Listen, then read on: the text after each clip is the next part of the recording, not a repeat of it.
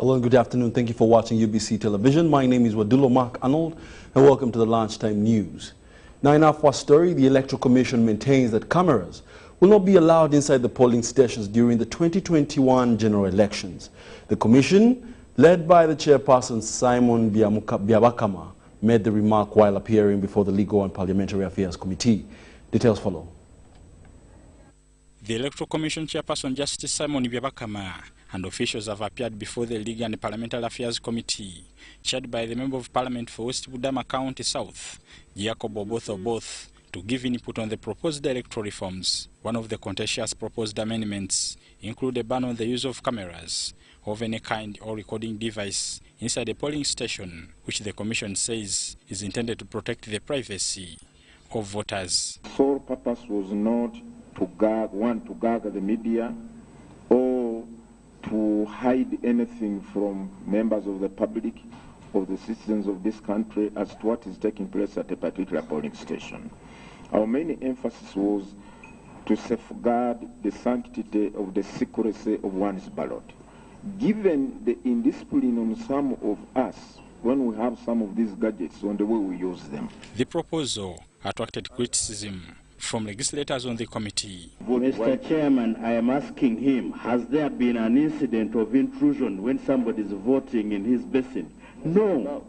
Yes, we have been receiving such complaints, Honorable Chair, of people running over the over the polling station with the cameras and so on and so forth. I can tell you, you cannot recruit. At polling stations, they provide basins. In the event that the EC considers that insufficient, is it possible to procure curtains and create a booth? That's where we came from. You remember the polythene bag? The bill proposed a penalty of shillings 800,000 or 2 years imprisonment, or both for any person found guilty of contravening the provision. The Commission also supported early voting by persons in institutions engaged in administration of elections to minimize disenfranchisement and prioritize election management on the polling day. Ugandans managing elections are also registered voters and also have a right to vote. We would like to exercise our right to vote as well, but we cannot do so on polling day because we are so busy. On national identity cards as a prerequisite for one to vote also drew mixed reactions from the committee members, with the Commission insisting that all voters must be on the National Voters Register. Justice, this means of saying people who have cards and who have selected whether to vote or not, let all people be put as people who want to vote. If you don't want to vote, don't come. Otherwise, I may not want to vote now, but tomorrow I want to vote. The Commission is also seeking powers to appoint returning officers with full mandate to declare results for electoral areas like divisions with high population, elective offices, a number of polling stations, especially for lower local government councils. Areas targeted include those in highly populated districts like Kampala and Wakiso. Bernard Yiga, UBC TV, Parliament. Well, thank you, Bernard. Now, in other news, Cabinet has approved Ugandan National Examinations Board document that seeks to amend the UNEB Act to put stringent punishments to the people involved in examination malpractice. Now, the Permanent Secretary in the Ministry of Education and Sports, Alex Koza, said that a person to commit an examination offense will be liable to 5 years in prison. He was opening in a meeting of the UNEB district and municipal inspectors on guidelines, rules and regulations in conducting primary leaving examinations. We take a look. Uganda National Examinations Board has introduced random numbers to be used by pupils to sit primary leaving examinations this year with the aim of hiding the identity of schools to avoid bias among markers. This is being used when conducting Uganda Certificate of Education examinations and Advanced Certificate of Education examinations. We decided to do two things. One, not to use the MS numbers, but to generate actual random numbers. And every center will have 4 different random numbers, 1 for each subject. Also, we have developed random numbers for the districts. So we shall neither have the names of the schools nor the names of the districts on the children's scripts. This is part of the guidelines given to municipal and district inspectors during a sensitization meeting on the rules and regulations in conducting primary leaving examinations. However, there is also a challenge of head teachers using service providers to register students without approval from the district inspectors, hence compromising the quality. The head teachers have started the habit, because there is not a registration. They are also now started the habit from some village states, their registration details to UNEB. This recent registration had to arrest 2 teachers who collected money from non-UP candidates and swindled the whole money. Some district and municipal inspectors are ignorant about repealing of UNEB Act to tighten the punishments for examination malpractice, like culprits paying fine of 5 to 10 million shillings instead of 20,000 shillings. For example, a sentence will range between 5 and 10 years, but also the amount of money, because either you go to prison or you pay. And we are now looking at 5 years to 10 years. So these will make sure that I think will compel people to avoid committing examination malpractices. Meanwhile, government has increased the capitation grant to schools and inspection grant and is to keep demanding for services from inspectors who have to ensure that students are not defrauded at registration. I'm Nafka Farida, reporting in Kampala. Well, thank you, Farid. And now in other news, the Prime Minister, Dr. Ruhakana Rugunda, has told Parliament that Cabinet will discuss matters relative to the U.S. sanctions against Kaihura. He confirmed that all line security ministers will sit on Monday to come up with a better position than the Kaihura sanctions. We take a look. When the U.S. government issued sanctions against the former Inspector General of Police, General Kale Kaihura, and his close family members, government did not respond immediately. This attracted debate among different sections of the public. In Parliament yesterday, Buhweju legislator Francis Mujuche asked the Speaker why government has not yet stated its position. The Speaker then summoned the leader of government business to come and respond to the matter.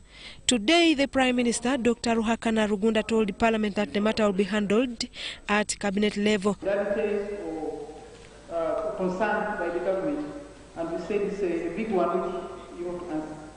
And these measures are being studied by government, and actually next week a meeting has been called of the minister. A section of members of Parliament, however, had varied reasons. The government must take position in this matter. Must take position in this matter because he was an employee of the government of the Republic of Uganda. You all agree with me that the recruitment of crime preventers, the commands, and all the orders that were taking place, he was working not as a person but as an Inspector General of Government in charge of the police force of this country. Therefore, government should own him. It was them as government that praised Kaihura for beating Ugandans. They praised him for harassing opposition. They praised him for torturing Ugandans. Now that he's being sanctioned, the government must not only apologize to Ugandans, but they should come up and own up, deal with their side as government, but also let what happened to Kaihura be a lesson. Kaihura is accused of gross violation of human rights under Section 7031, subsection C of the FY 2019 Department of Foreign Operations and Related Program Appropriation Act. Susan Naonga reporting for UBC News. More on that story as it develops here on UBC TV News. Now, in other news, fire has destroyed a classroom block at Kansanga Junior School in Chibati Zone along Gaba Road, though no pupil has been injured. The fire is suspected to have been caused by an electric shock, and fire brigade reached the scene and put down the fire. Pupils of the school have been asked to return back home until the situation returns to normal.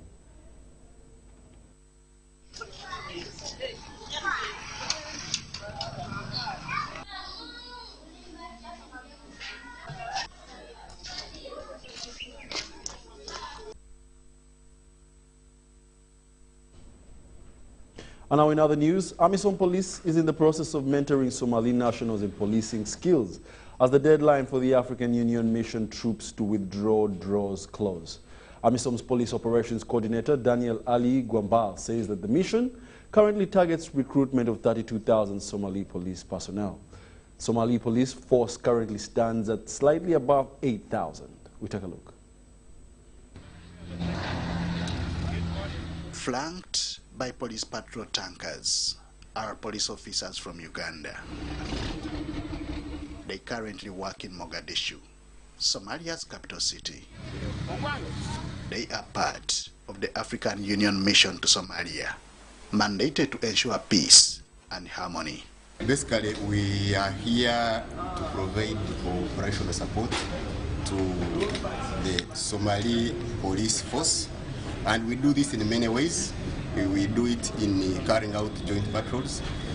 Then we also do it in giving security or giving protection to vital government installations.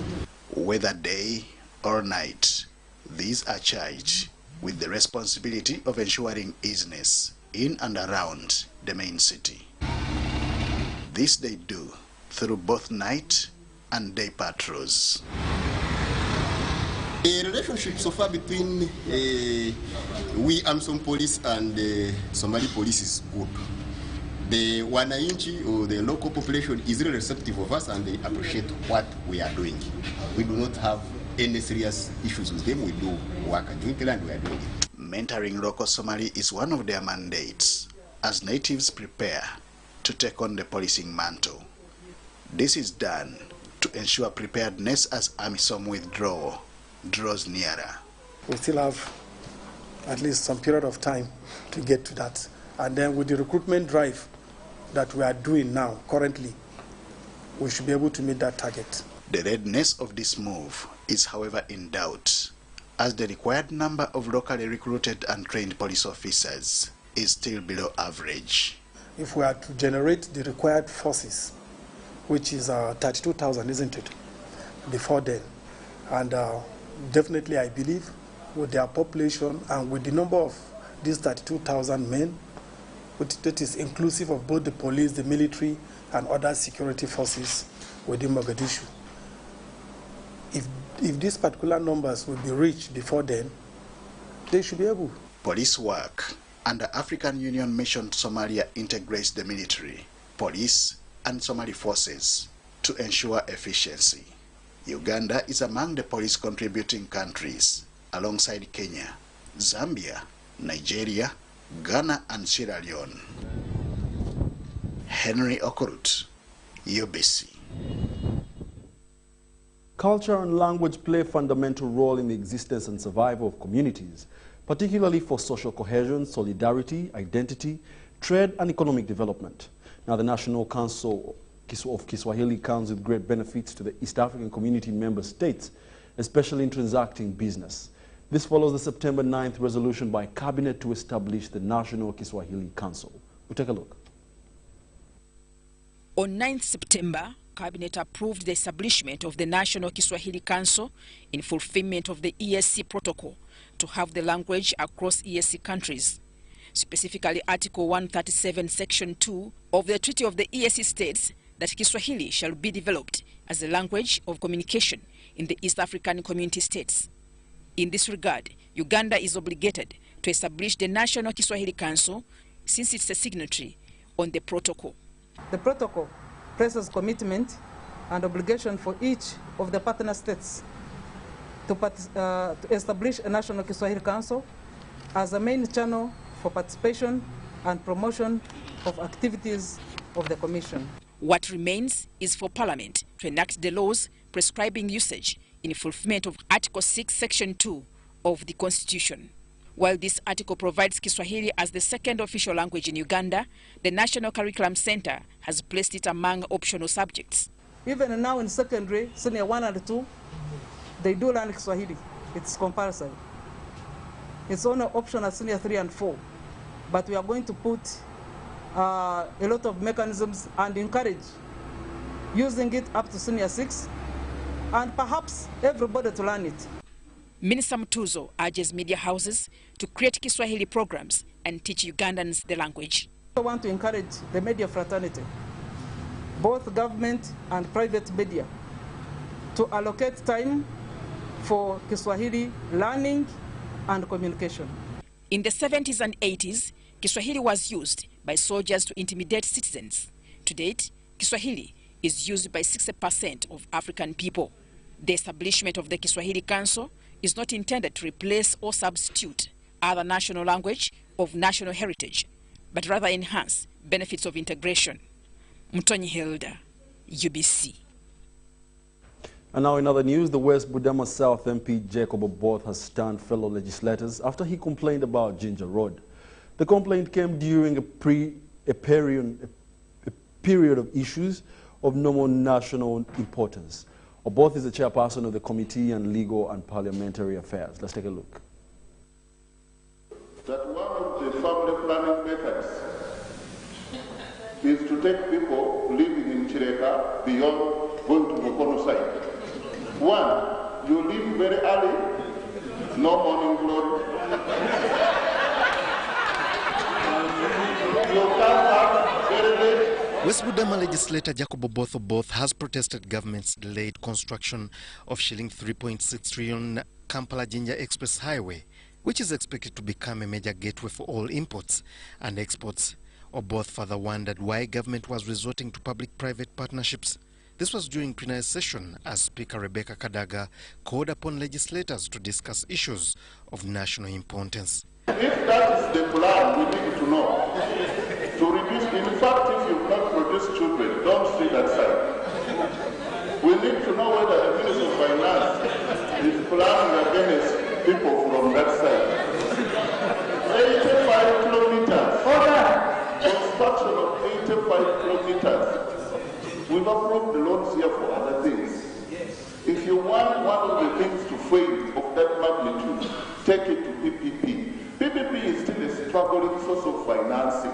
We have so many trailers, we have so many buses, and so many public service vehicles that use this road, which is only 2 lanes. We need a bigger road to save the lives of the people of Uganda. Many accidents have taken place on this road because it is extremely dangerous to overtake on this road that is only 2 lanes. And this is a very important road that links Uganda to the outside world.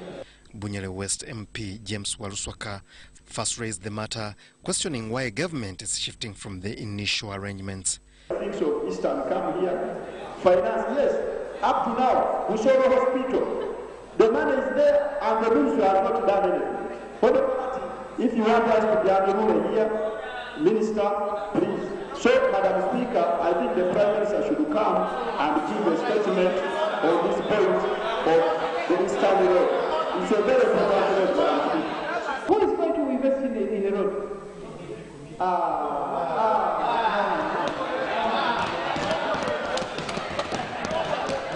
Honourable Minister, I think you must have a very good reason. And you don't, why do you subject that road to PPP?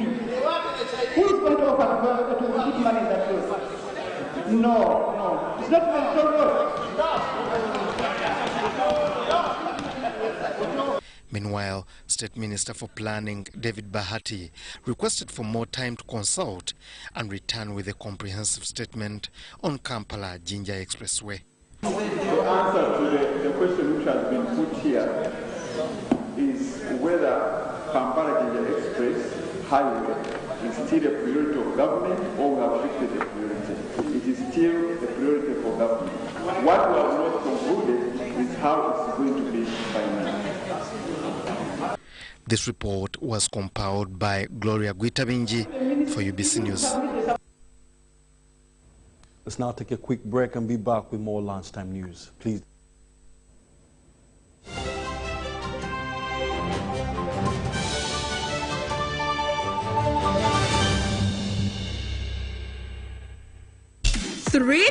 Three. What's up with number 3? It's 3 at Airtel and not 4 anymore. It's 3 shillings per second across all networks in Uganda. Make calls from Airtel to all networks at 3 shillings per second. Get to talk to anyone on any network anytime at 3 shillings per second.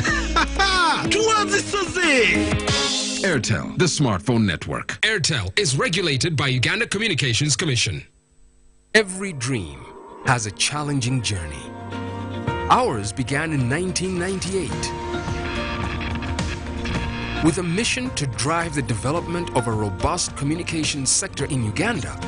We created structures to champion the dream. We've evolved, made discoveries, supported great minds, empowered Ugandans, and fostered a vibrant culture, enabling communication for all. Down the years, we've created memories and networks, uniting generations and building great partnerships. Together, we can go even further. UCC, celebrating 20 years of achievements. You unravel me. We are going to Nambole on the 27th of September in the National Deliverance Day. Tugenda fenne Nambole ng'ennaku z'omwezi 27 omwezi ogw'omwenda mu linnya lya Yesu. Nambole agenda kuyuguma amaanyi ga Katonda. Nambole is going to shake the power of the Lord. Wabula yenna ku mbale zokka. It's only countable days. Katonda anaatera okwabya obwengula. God is about to render the heavens. Afukirire Nambole n'emikisa gya ssente obuwanguzi n'okusumululwa n'amaanyi ga Katonda. Buli muntu analinnya mu kisaawe ekyo whoever will set foot in agenda kulaba Katonda nga bw'atamulabangako mu linnya lya Yesu. He's going to see the Lord that is never fathomed in the name of Jesus. Emizimu gyakankanye dda. Demons are already shaken. Ng'ennaku z'omwezi 27 on the 27th, Jesus. Kuba engalo n'endulu ng'oleeta banno baganda bo basenga abo mikwano gyo ne b'okola nabo.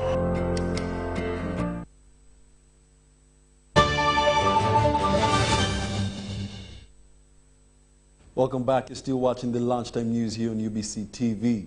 Now, in other news, the newly elected board for the NITA-U has pledged to expand the internet services to reach all citizens across the country. The board chairperson, George Musinguzi, says that their key priorities are to effectively utilize the internet infrastructure government has built by investing in the ICT sector. More on the story. In 2016, the government launched a pilot internet project dubbed MyUG with the sole purpose of providing free internet to all Ugandans. The project that covers areas of Kampala and some parts of the surrounding districts of Entebbe and Wakiso was intended to improve accessibility, increase productivity, efficiency, and also reduce the cost of internet bandwidth. The free Wi-Fi services are provided between 6 a.m. and 6 p.m. on weekdays, and over the weekends from Friday to Saturday from 3 p.m. through to Monday 6 a.m. during the inauguration of a 7-member board. The permanent secretary, Minister of ICT, Vincent Bajire, said the ministry sourced potential members that will drive development. The board we are replacing had its tenure in office and it expired, so we are inaugurating a new board pretty much for the agency to complete its management or governance structure, because the board is the supreme governing body of the agency, and they will be implementing the law as well as the strategic plans in accordance with any procedures that government may prescribe. The board has pledged to connect several internet sites across the country in order to lower the cost of internet and also improve service delivery. We're doing phase 4 of the national backbone in West Nile and Moroto. and also connecting about 1,000 sites across the country so that we lower the cost of internet to $50. Last year we lowered it to $70 per month. We expect that by the end of this financial year we should lower it to $50. The plan is to roll it out into other towns.